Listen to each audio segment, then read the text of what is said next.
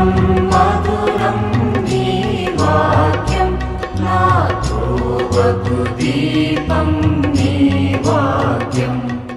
యేసు నామంలో మీకు శుభములు సమృద్ధిగా కలుగునుగాక. మధురం నీ వాక్యం అనే కార్యక్రమానికి స్వాగతం. ఈరోజు మనం నూతన సంవత్సర నిర్ణయములు అనే అంశం 3వ భాగం ధ్యానించుకుందామండి. మధురం మధురం నీ వాక్యం నా త్రోవకు దీపం నీ వాక్యం. New year resolutions episode 3. ఈరోజు ఏమేం నిర్ణయాలు ఇంకా మీరు కూడా తీసుకోవాలి. యాకోబు పత్రిక 1:27లో యాకోబు ఏం రాస్తాడంటే, స్వచ్ఛమైన దైవ భక్తి ఏంటి అని రాస్తాడు. అనాథలను విధవరాళ్లను వారి కష్టములలో ఆదరించుట, ఈ లోక మలినం అంటకుండా తనను తాను పరిశుద్ధముగా కాపాడుకొనుట అనునవియే దేవుని దృష్టిలో అమూల్యమైన స్వచ్ఛమైన దైవభక్తి. దైవభక్తి అంటే కొన్ని జపాలు చెప్పడం అనుకుంటాం కదా, అది స్వచ్ఛమైంది కాదు. ఇప్పుడు అందరు మాట్లాడుతూ ఉంటారు ఏంటంటే అన్నీ కల్తీ, ఇప్పుడు ఏది కొన్నా అంతా కల్తీయే కదమ్మా అని. సో కల్తీ దైవభక్తి అన్నమాట. ఊరికే పెదవులతో ప్రార్థన కల్తీ అన్నమాట. కానీ అనాథలను విధవరాళ్లను వారి కష్టాల్లో పరామర్శించుట, ఆదరించుట, ఈ లోక మలినం అంటకుండా తనను తాను పరిశుద్ధంగా కాపాడుకొనుట. మీ దేవుడు పరిశుద్ధుడైనట్లే మీరును పరిశుద్ధులై ఉండండి అని పేతురు 1వ లేఖలో 1:15లో రాస్తారనమాట. యాక్చువల్గా లేవియ కాండం 19:2. ముందు అసలైన దైవభక్తి స్వచ్ఛమైనది ఏంటంటే మనం పరిశుద్ధంగా ఉండడం. మన శరీరము, మన మనస్సు, ఆత్మ 3 అన్నమాట. శరీరంలో కన్నులు, నాలుక, చెవులు ఇవి పరిశుద్ధంగా ఉండాలి. తర్వాత మనస్సు అంటే ఆలోచనలు అన్నమాట. ఈ సంవత్సరం మీరు మీ ఆలోచనలు దేవుని వాక్యానుసారం ఉండేటట్లు చూసుకోండి అమ్మా. అది ప్రైమరీ డ్యూటీ అన్నమాట of a Christian. Primary duty of a Christian is to tune his mind in accordance with the word of God.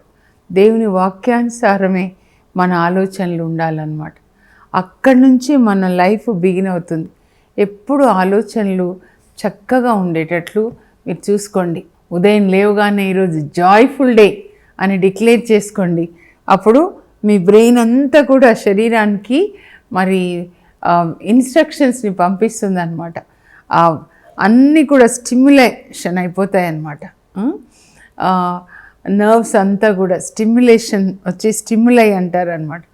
Oh today it's joyful day, Jacintha declared. So let us work joyfully, let us work to achieve joy. అట్లా healthy day. So healthy day అంట. Healthy Jacintha is healthy, wealthy, wise, joyful always, loving, caring, sharing. అలాని మనం నోటితో declare చేసినప్పుడు మన brain according to our declaration it works అన్నమాట.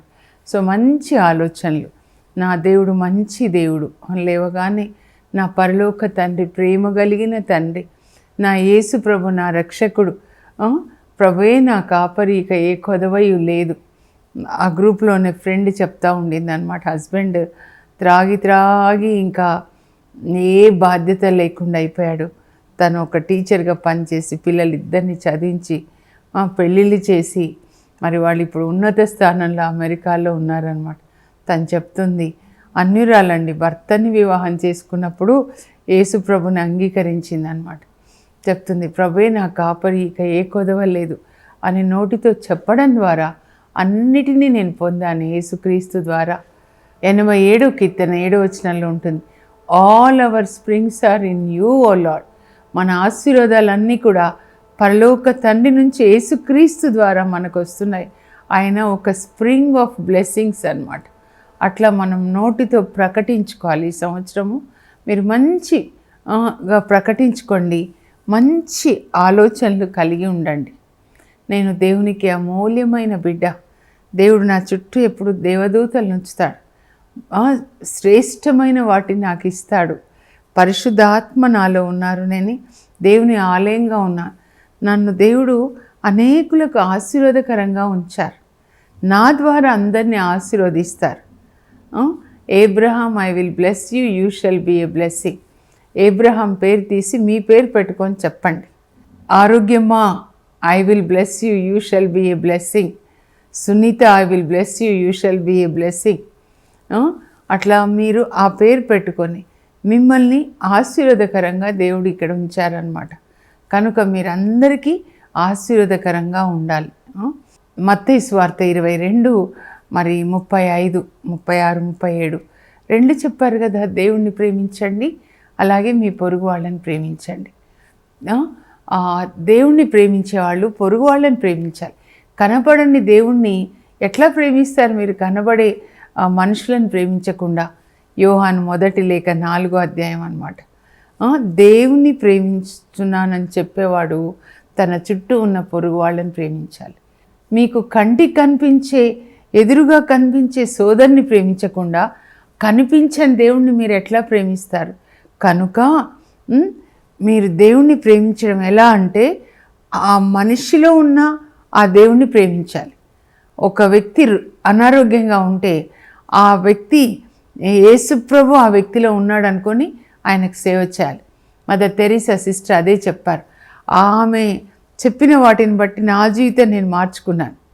నేను కుష్ఠరోగిని చూసి ఈయన కుష్ఠరోగి యేసు అని సేవ చేస్తాను, పసిబిడ్డల్ని చూసి బాల యేసు అనుకొని వాళ్ళని ప్రేమిస్తాను. ప్రతి వ్యక్తిలో యేసు ప్రభుని చూసి వాళ్ళకి సేవ చేసినప్పుడు అది యేసు ప్రభుకి చేస్తున్నాను అని నేను చేస్తాను. మరి దేవుణ్ణి ప్రేమించడము అంటే మనం పొరుగు వాళ్ళని ప్రేమించాలి. ఈ పొరుగు వాళ్ళలో ముందు ఎవరు వస్తారండి? అమ్మ కడుపులో ఉన్నప్పుడు 9 నెలల 10 రోజులు కదా, అమ్మ శరీరంలోంచి మనకి దేవుడు శరీరాన్ని ఇస్తారు. అమ్మ మాంసం, అమ్మ రక్తం, అమ్మ జీవం. కనుక మనకి మొదటి పొరుగు వాళ్ళు ఎవరంటే అమ్మ, తర్వాత నాన్న, తర్వాత తోడబుట్టిన వాళ్ళు అన్నమాట. ఇంటిలోనే ప్రేమ ఇంటిలో పుట్టి ఇంటిలో ఎదిగి అది లోకానికి అందించబడాలన్నమాట. ఇంట్లోనే భార్య భర్తలు, పిల్లలు, తల్లిదండ్రులు ఒకరినొకరు ప్రేమించుకోవాలి. పిల్లల బాధ్యత ఏంటంటే తల్లిదండ్రుల్ని గౌరవించాలి. నిన్నటి రీడింగ్స్ చాలా బాగున్నాయన్నమాట. తిరుకుటుంబ పండుగ రోజున, తిరుకుటుంబ పండుగ అంటే 29వ తారీఖున రీడింగ్స్ గురించి మాట్లాడుతున్నాను. అక్కడ సిరా గ్రంథం 3వ అధ్యాయంలో బిడ్డలు తల్లిదండ్రులను ఎట్లా గౌరవించాలి. బిడ్డలారా, మీరు మీ తండ్రికి విధేయించి తల్లిని గౌరవించాలని దేవుడు కోరుకుంటున్నారు. దేవుని యొక్క కోరిక ఏంటంటే ప్రతి ఒక్క బిడ్డ కూడా వాళ్ళ తల్లిదండ్రులకి విధేయత చూపించాలి, గౌరవించాలి, విధేయత చూపించాలి. అప్పుడు దేవుడు మీ ప్రార్థన ఆలకిస్తాడు, మీ పాపాలని మన్నిస్తాడు. తల్లిదండ్రులని సన్మానించు పుత్రుని అతని పుత్రులు సన్మానిస్తారు.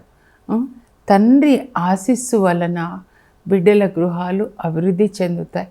తల్లి శాపం వలన బిడ్డల కొంపలు కూలిపోతాయి. మీరు తల్లిని బాధ పెట్టినప్పుడు, ఆమె బాధపడినప్పుడు ఆ బాధ దేవుని దగ్గరికి వెళ్ళిపోతుంది, ఆ మూల్గు. అప్పుడు మీకు దీవెనలు రావు. మీ తండ్రికి కడుపు నిండా అన్నం పెట్టారనుకోండి, అప్పుడు ఆయన హృదయమార మిమ్మల్ని ఆశీర్వదిస్తారు. అప్పుడు దేవుడు యేసుప్రభు ఆమేన్ అంటారు. దేవుడు ఆ దీవెనని ఆయన విడుదల చేస్తారనమాట. నాకెప్పుడు ఆదికాండం 27 గుర్తొస్తుందండి. ఆదికాండం 27 అధ్యాయంలో ఇస్సాకు వృద్ధుడైపోతాడు. 100 సంవత్సరాలు తన పెద్ద కొడుకు ఏసావుని దీవించాలనుకుంటాడు. కానీ రిబెకా తన చిన్న కొడుకు యాకోబు దీవెనలు పొందాలని, తన అంటే ఇద్దరికి అండి, ఇస్సాకు తన అంటే ఇద్దరికండి, ఇస్సాకు రిబెకా వాళ్ళిద్దరికీ కవల పిల్లలు పుడతారు. పెద్దవాడు ఏసావు, చిన్నవాడు యాకోబు, ఒకరి తర్వాత ఒకరు పుడతారనమాట. అయితే ఏసావుని తండ్రి ప్రేమించాడు ఎక్కువగా, మరి యాకోబ్ని రిబెకా తల్లి ఎక్కువగా ప్రేమించింది అనమాట. సో ఆ బ్లెస్సింగ్స్ విషయంలో ఇద్దరు ఓపెన్గా మాట్లాడరు, దేవుని సన్నిధిలో మనసులో పెట్టుకుంటారు. మరి ఇస్సాకు ఏసావుని పిలిచి, నువ్వు అడవికి వెళ్ళి జింకను వేటాడి నాకు ఇష్టమైనట్లుగా రుచిగా నువ్వు ఆ జింక మాంసాన్ని వండి పెట్టయ్యా, కడుపు నిండా తిని హృదయమార ఆశీర్వదిస్తాను. కానీ ఆ లోపల రిబెక్క ట్రిక్ చేసి ఆ దీవెనలు యాకోబు పొందేలాగా చేస్తుంది. సో నేను మొదటిసారి చదువుకున్నప్పుడు, ఇప్పటికైతే చాలాసార్లు చదివాను, పరిశుద్ధ ఆత్మదేవుడు మనకు వివరిస్తారు. అయ్యో, ఇస్సాకు అడవికి వెళ్ళి జింకను వేటాడి జింక మాంసం నాకు వండిపెట్టు అనకుండా డైరెక్ట్గా దీవిస్తే ఏసావుకు వచ్చేవి కదా ఆశీర్వాదాలు. కానీ ప్రభు ఏం చెప్పారంటే, తండ్రి ఆశీర్వాదాలు ఎప్పుడు అంటే, ఎవరైతే వృద్ధుడైన తండ్రిని తల్లిని చూసుకుంటారో వాళ్ళకే ఆశీర్వాదాలు. అందుకనే ఆశీర్వాదాలు ఆహారము రెండు కూడా ముడిపడి ఉన్నాయన్నమాట. నాణానికి రెండు వైపులా ఉన్నట్లుగా వృద్ధులైన తల్లిదండ్రుల్ని మీరు చూసుకోనండి, దేవుడు మిమ్మల్ని ఆశీర్వదిస్తారు. అలా ఆశీర్వాదాలు పొందుతాడు యోసేపు. ఆదికాండంలో 49వ అధ్యాయం వాళ్ళ నాన్నగారిని చూసుకుంటాడు గవర్నర్ అయిన తర్వాత. ఆయనకి 130 సంవత్సరాలు యాకోబ్కి. అప్పుడు కరువు కాలంలో తండ్రిని ఆదరిస్తాడనమాట. కుమారుని దగ్గరికి వస్తాడు, రమ్మని చెప్తాడు యోసేపు వాళ్ళ అన్నయ్యలకి, మీరు మీ పిల్లలు కుటుంబము నాన్న అందరు ఇక్కడ వచ్చేయండి. అందరూ వస్తే వాళ్ళు ఉండడానికి ఒక పట్టణం అవసరం అవుతుందండి. అంతమందిని ఆదరిస్తాడు యోసేపు. కన్న తండ్రి 130 నుంచి 147 సంవత్సరాలు, 17 సంవత్సరాలు తండ్రిని అన్నయ్య కుటుంబాల్ని పోషిస్తాడు. అప్పుడు తండ్రి మరణ సమయంలో ఆశీర్వదిస్తాడండి. ఆదికాండం 49, 22 నుంచి 25. అసలు యోసేపు క్యారెక్టరే యేసుప్రభు లక్షణాలు కనబడతాయండి. పాత నిబంధనలో ఎంత క్షమిస్తాడు, అన్నయ్యని ఎంత క్షమిస్తాడు కదా. అందువలన మీరు కీడు వలన జయింపబడక మేలు చేత కీడును జయించండి. అన్నయ్యని ఆదరిస్తాడు, తండ్రిని ఆదరిస్తాడు. మరణించే సమయంలో తండ్రి చెప్తాడు, యోసేపు ఫలించిన కొమ్మ, జలాధారం చెంత నాటబడిన ఫలవృక్షం వంటివాడు. ఆయన కొమ్మలు గోడలు దాటి ప్రాకుతాయి.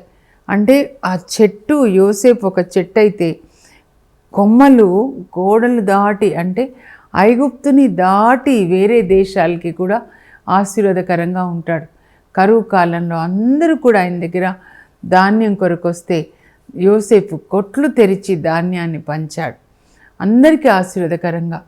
కనుక నా తాత తండ్రులైన అబ్రహాం దీవెనలు, ఇస్సాకు దీవెనలు, మరి యాకోబు తన దీవెనలు కూడా, ఆకాశ జలముల దీవెనలు, అగాధ జలముల దీవెనలు, పర్వతముల దీవెనలు, ఫలపుష్పముల దీవెనలు, సంతాన ప్రాప్తి దీవెనలు నా కుమారుడైన యోసేపు శిరస్సును అధిష్ఠించునుగాక అని ఆశీర్వదిస్తాడండి. సో ఈ సంవత్సరం నేను పిల్లలకి చెప్పేది ఏంటంటే, మీ తల్లిదండ్రుల్ని గౌరవించండి, అప్పుడు మీకు క్షేమం కలుగుతుంది. ఎఫెసీ 6వ అధ్యాయం 1-2 అన్నమాట. విధేయత సంవత్సరంగా ప్రకటించుకొని పిల్లలు తల్లిదండ్రులకు విధేయత చూపించండి. తల్లిదండ్రులు బిడ్డల్ని ఆశీర్వదించండి, కుటుంబంగా ప్రార్థన చేసుకొని. అలాగే మరి తండ్రి తల్లి దేవునికి విధేయించాలండి, దేవునికి విధేయించాలి. లూకా 1:5-6లో జకర్యా ఎలిజబెతమ్మలు దేవుని ఆజ్ఞలకు లోబడి దేవుని దృష్టిలో నీతిమంతులుగా జీవించారు. అన్ని ఆజ్ఞల్ని వాళ్ళు పాటించారండి. పాత నిబంధనలో 613 ఆజ్ఞలు ఉంటాయి మోషే ధర్మశాస్త్రంలో, అవన్నీ కూడా వాళ్ళు పాటించారు. ఈ సంవత్సరం మీరు దేవుని ఆజ్ఞలు పాటించే సంవత్సరంగా ప్రకటించుకోనండి. మీ జీవితంలో ఒక్కసారి బైబిల్ చదవండి, దేవుడు చెప్పినవన్నీ కూడా పాటించండి. ప్రార్థన అంటే దేవుని ఆజ్ఞల్ని పాటించడమే. దేవుని ప్రేమించడం అంటే ఆయన ఇచ్చిన ఆజ్ఞల్ని పాటించడం. అవి అంత కఠినమైనవి ఏం కాదు. యోహాను సువార్త 14:15లో యేసు ప్రభు చెప్తారు, మీరు నన్ను ప్రేమించినచో నా ఆజ్ఞలు పాటిస్తారు. అప్పుడు ఆయన తండ్రిని ప్రార్థిస్తే ఆ తండ్రి మీతో ఎల్లప్పుడూ ఉండడానికి మరొక ఆదరణకర్తను మీకు ఇస్తారు. ఆయన సత్యస్వరూపి అయిన ఆత్మ. ఎప్పుడైతే సత్యస్వరూపి అయిన ఆత్మ మనలోకి వస్తారో, మన ఆత్మతో ఆయన ఆత్మ ఏకమవుతారో, మన జీవితం సత్యంగా ఉంటుందండి. సత్యమే వజయతే మన ఇండియాస్ మోటో అన్నమాట. సత్యం పలకాలి, సత్యం పలకడమే కాదు, సత్యంగా జీవించాలి. ట్రాన్స్పరెంట్గా పైకి ఒకలాగా లోపల ఒకలాగా ఉండకూడదండి. సత్యమైన జీవితం అన్నమాట. రతన్ టాటా గారు, మన్మోహన్ సింగ్ గారు మన దేశానికి దేవుడిచ్చిన కానుకలండి. మదర్ తెరీసా తల్లి, అబ్దుల్ కలాం గారు, గాంధీజీ గారు, అలాంటి దేవుడు నాటిన నీతి వృక్షాలుగా మనం జీవిద్దాం. అదే మేము ప్రార్థన చేస్తున్నాం. మీరు నీతిమంతులను పిలుచుకున్నారు ప్రభా.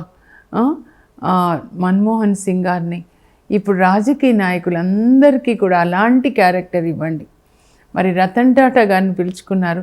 వ్యాపారవేత్తలందరూ అలా కరుణ కలిగి, మంచి క్యారెక్టర్ కలిగి, పేదల పట్ల కరుణ కలిగి, దేశానికి ఒక ఆశీర్వాదకరంగా మనం జీవించాలండి. జీవించే ఒక్క జీవితం అన్నమాట. వాక్యాన్ని విని ఆ తర్వాత చదివి పాటించకపోతే అది విననట్లే లెక్క, పాటించినట్లే, చదవనట్లే లెక్క. చదివిన తర్వాత, విన్న తర్వాత పాటించకపోతే విన్నా ఒకటే, వినకపోయినా ఒకటే, చదివినా ఒకటే, చదవకపోయినా ఒకటే. కనుక వాక్యాన్ని ఏం చేయాలంటే జీవించాలి. జీవం గల వాక్యం యేసుప్రభు చెప్పింది. మీ తండ్రి వలె మీరు కనికరాన్ని కలిగి ఉండండి, దయ కలిగి ఉండండి. అదే మీరు అడగండి, ప్రభువా నేను కరుణ కలిగి ఉండేటట్లుగా నా చేతులని కరుణ కలిగిన చేతులుగా మీరు మార్చండి. లూకాసు వార్త 3వ అధ్యాయంలో 11లో బాప్తిస్మ యోహాన్ అంటే దేవుడే మాట్లాడుతున్నారనమాట. మీ దగ్గర 2 అంగీలు ఉంటే ఒకటి మీరు ఉంచుకోండి, రెండోది ఇవ్వండి. ఆహార పదార్థాలు కూడా మీ దగ్గర ఉంటే మీరు తింటూ ఇతరులతో పంచుకోండి. సామెతల గ్రంథంలో 22:9 అన్నమాట. తన భోజనంను పేదలతో పంచుకొను కరుణామయుడు దేవుని దీవెనలు పొందును. కనుక మీకున్నది పంచుకోండి. అయితే ఇంకా కొన్ని కూడా నేను చెప్తాను. మీరు ఎవరికి ఏది బాకీ ఉండకూడదు. రోమా 13:8 అన్నమాట. ఎందుకంటే ద్వితీయోపదేశకాండ 28లో కూడా మీరు అప్పు ఇస్తారు కానీ అప్పు తీసుకోరు. మీ తల మీద ఒక అప్పుతో మీరు పడుకోవద్దండి. కొంతమంది అప్పు తీసుకొని ఏంటో ఈఎంఐ అని చెప్తున్నారు, సెల్ ఫోన్లు అంట, కార్లు, ఇది అది ఇన్ని నెల నెల కట్టాలి. ఒకవేళ కట్టకపోతే ఎలాగా? మా ఇంటికి ఒక పేరెంట్ వచ్చారు, వాళ్ళ మంగళ వాళ్ళు అనమాట. పెద్ద సెల్ ఫోన్, అంత పెద్దగా, ఎలా అంటే కొద్ది కడితే ఇచ్చేస్తారు మేడం అని. ఇది అయిపోయిన తర్వాత ఇంకా పెద్ద టీవీది. ఒకవేళ కట్టలేకపోతే ఎట్లా అమ్మా? 2 పిల్లలు స్కూల్కి వస్తున్నారు, ఫీజులు, ఇంట్లో రెంటు, మళ్ళీ ఆటోలు, చాలా ఖర్చులు ఉంటాయి కదా. మీకు సడన్గా బాగాలేదనుకోండి, కట్టలేకపోతే ఎలా? కనుక ఎప్పుడు కూడా దేవుని బిడ్డలు మీరు అప్పు చేసి ఏది కొనుక్కోకండి. ఇల్లు అసలే కట్టుకోకూడదు అప్పు చేసి. దేవుడు ఇల్లు ఇచ్చినప్పుడు మీకు డబ్బులు ఇచ్చిన తర్వాతే ఇల్లు ఇస్తారు. సిరాకు 21:8 ఇల్లు కట్టుకొనుటకు గాను సొమ్ము బాకీ చేయుట తన సమాధికి తానే రాళ్ళు పోగు చేసుకొనుట వంటిది అని. అంటే ఏంటి అంటే అప్పు చేసి ఇల్లు కడతారు. ఒక సోదరి ఫోన్ చేసింది, ఇంకా దాన్ని అదేంటి వడ్డీ ఎక్కువైపోతుంది, మేము ఆత్మహత్య చేసుకొని చనిపోదాం అనుకున్నాం. నేనన్నా అట్లా ఇట్లా అవుతుందమ్మా, పిల్లల్ని లోకంలో తీసుకొచ్చారు, పసిపిల్లలు, మీరు చనిపోవడానికి కాదుగా దేవుడు మిమ్మల్ని సృజించింది. దానికంటే ఇల్లు అమ్మేసి అప్పులన్నీ కట్టి హాయిగా ఉండండి అని చెప్పాను. తర్వాత అందరికీ చెప్తాను, మీరు ఏది కూడా అప్పు అనేది మీ జీవితంలో మీరు చేయకూడదు. అంతే, మీకు ఎంత ఉంటే అంత సంతృప్తిగా జీవించండి. 10 రూపాయలు వస్తే 5 రూపాయలు ఖర్చు పెట్టుకొని కొంత ప్రక్కన పెట్టుకోవడం, సింపుల్గా ఉండడం, simple life. Be simple, humble and pure. నాలుకతో అబద్ధం చెప్పడం కానీ, సింపుల్గా ఉండడం, ప్యూర్గా ఉండడం, ఇవన్నీ కూడా మనం నేర్చుకోవాలి. ఇతరుల విషయాల్లో తలదూర్చకూడదు. సిరా గ్రంథం 11:9 నీకు సంబంధించిన విషయాల్లో తలదూర్చి తగాదా తెచ్చుకోవద్దు. ప్రక్కన ఇంట్లో ఏంటి, పని చేసే చోట నీ పని నువ్వు చెయ్యి, అంతే. నీకెందుకు జీతం ఇస్తున్నారు అది చెయ్యి. ఎక్కడికి వెళ్ళినా హలో చెప్పండి. అంతేగాని ఒకరి పర్సనల్ విషయాలు వద్దు, తలదూర్చొద్దు. ఇప్పుడు ముఖ్యమైన నేను చదువుతాను, ఎందుకంటే మీరు రాసుకోవాలని. ఓకేనా? రాసుకొని పాటించండి. నూతన సంవత్సర నిర్ణయంలో 3వ భాగం. నేను నా జీవిత కాలంలో దేవుని ఆజ్ఞలను పాటిస్తాను. 10 ఆజ్ఞల్ని పాటిస్తాను. కొండపై ప్రసంగం, అష్టభాగ్యములను పాటిస్తాను. 2 ప్రేమ ఆజ్ఞల్ని పాటిస్తాను. ఇంకా 2025 విధేయత సంవత్సరంగా ప్రకటించుకుంటాను. 2025 is the year of obedience. దేవునికి విధేయిస్తాను, తల్లిదండ్రులకు విధేయిస్తాను, పెద్దలకు విధేయిస్తాను. దేవుని సంతోషపరచుటయే మన జీవిత ధ్యేయమై ఉండాలి. Our goal should be to please God. అనాథలకు, విధవరాళ్లకు సహాయం చేయడమే స్వచ్ఛమైన దైవభక్తి. నేను ఎవరికి ఏమీ బాకీ పడను. ఇల్లు కట్టుకొనుటకు గాను సొమ్ము బాకీ చేయుట తన సమాధికి తానే రాళ్ళు ప్రోగు చేసుకొనుట వంటిది. నేను పరుల విషయంలో తలదూర్చను. దేవా, నేను ఎంత మాత్రమును అబద్ధంలో ఆడకుండునట్లు చేయము. ఆగురు ప్రార్థన అండి. సామెతలు 38వ వచనంలో ఉంటుంది. నేను దొంగతనము చెయ్యను. తమవి కాని వస్తువులను పోగు చేసుకొని వారికి అనర్థము తప్పదు. ప్రార్థన చేసుకుందామండి. ఇవన్నీ కూడా రాసుకోండి. ఇంకా మీరు యాడ్ చేసుకోండి. ఇంకా ఏది నేను పాటిస్తాను అని అనుకుంటారు. ముందు పవిత్రంగా, నాలుక పరిశుద్ధంగా, కన్నులు పరిశుద్ధంగా, ఆలోచనలు పరిశుద్ధంగా, హృదయం పరిశుద్ధంగా పెట్టుకొని యేసు ప్రభు 2వ రాకడ కొరకు మనం సిద్ధపడదాం. పరలోకపు మా తండ్రి, నీ పరిశుద్ధ నామం నాకు స్తోత్రం కలుగును గాక. యేసయ్య, మీరు ఈ లోకానికి వచ్చి దేవుని బిడ్డలుగా మేము ఎలా జీవించాలో మాకు ఒక మాదిరినిచ్చారు ప్రభా. మీరు తండ్రి చిత్తం చేశారు. తండ్రి చిత్తం చేయుటయే నాకు పరమానందం అని చెప్పారు. మేము కూడా బైబిల్లో ఏదైతే బోధించబడిందో అది పాటించడానికి మాకు కృపని దయచేయండి. మీ దేవుడు పరిశుద్ధుడైనట్లే మీరును పరిశుద్ధులై ఉండండి అని చెప్తున్నారు. మా ప్రాణాత్మ శరీరములను నాయన పరిశుద్ధంగా కాపాడుకోవడానికి మాకు పరిశుద్ధాత్మనివ్వండి. యేసయ్య, మీలాగా కరుణ కలిగి ఉండడానికి మా హృదయాన్ని కరుణతో నింపండి ప్రభా. అయ్యా, మేము ఇతరుల విషయాల్లో తలదూర్చకుండా సాయం చేయండి. అప్పు తీసుకోకుండా ఉన్నదాంతో సంతృప్తిగా ఉండేటట్లుగా సాయం చేయండి ప్రభా. పేదల పట్ల కరుణ కలిగి జీవించేటట్లుగా సహాయం చేయండి. కష్టపడి పని చేసేటట్లు, క్రమశిక్షణ కలిగి జీవించేటట్లుగా మా అందరినీ ఆశీర్వదించండి. ఈ ఇయర్ తండ్రి, ఇయర్ ఆఫ్ బైబిల్గా, ఇయర్ ఆఫ్ ఒబీడియన్స్గా, ఇయర్ ఆఫ్ ప్యూరిటీగా, year of mercy, year of కంపాషన్గా మా అందరికీ ఉండును గాక. యేసు నామంలో అడుగుచున్నాం తండ్రి, ఆమెన్. యేసు ప్రభుని పోలి జీవించే కృప దేవుడు మనందరికీ దయచేయును గాక. God bless you. Have a blessed day.